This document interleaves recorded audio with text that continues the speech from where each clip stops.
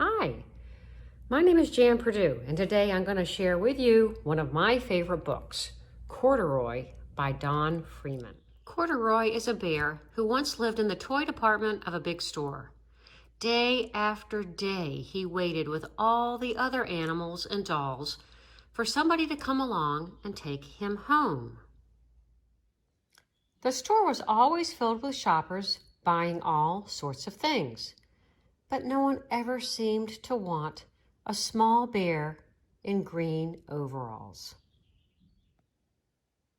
Then, one morning, a little girl stopped and looked straight into Corduroy's bright eyes. "Oh, Mommy," she said, "look, that's the very bear I've always wanted." "Not today, dear," her mother sighed. "I've spent too much already. Besides, he doesn't look new. He's lost the button to one of his shoulder straps." Corduroy watched them sadly as they walked away. "I didn't know I'd lost a button," he said to himself. "Tonight I'll go and see if I can find it." Late that evening, when all the shoppers had gone and the doors were shut and locked, Corduroy climbed carefully down from his shelf. And he began searching everywhere on the floor for his lost button.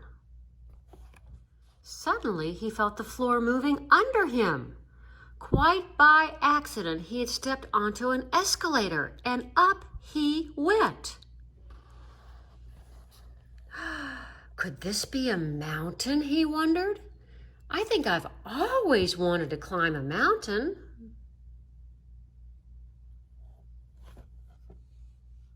He stepped off the escalator as it reached the next floor. And there before his eyes was a most amazing sight.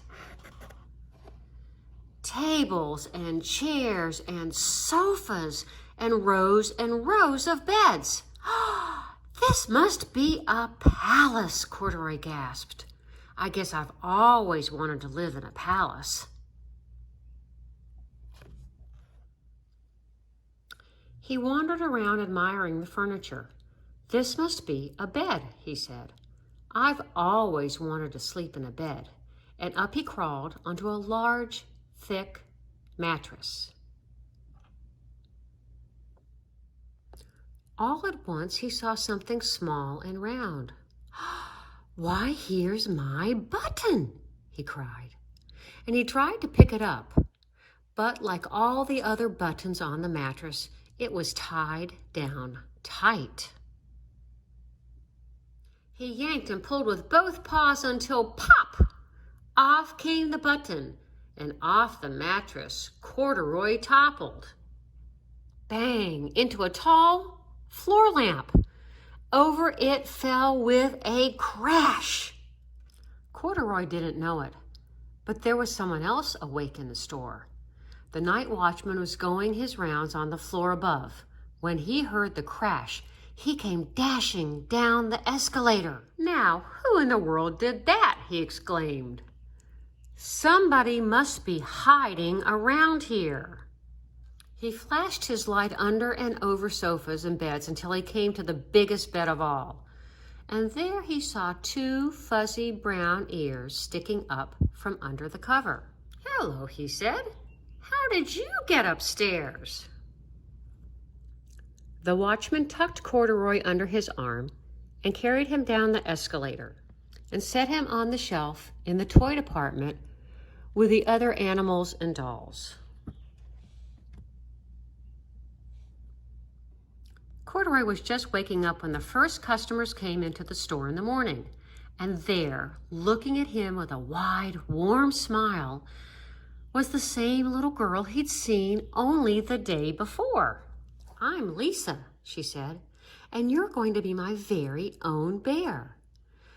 Last night I counted what I've saved in my piggy bank, and my mother said I could bring you home." "Shall I put him in a box for you?" the saleslady asked. "Oh, no, thank you," Lisa answered, and she carried Corduroy home in her arms. She ran all the way up 4 flights of stairs into her family's apartment and straight to her own room. Corduroy blinked. There was a chair and a chest of drawers, and alongside a girl-sized bed stood a little bed just the right size for him. The room was small, nothing like that enormous palace in the department store. "This must be home," he said. "I know. I've always wanted a home." Lisa sat down with Corduroy on her lap and began to sew a button on his overalls. "I like you the way you are," she said, "but you'll be more comfortable with your shoulder strap fastened." "You must be a friend," said Corduroy. "I've always wanted a friend." "Me too," said Lisa, and gave him a big hug. I hope you enjoyed Corduroy by Don Freeman. Happy reading and happy art.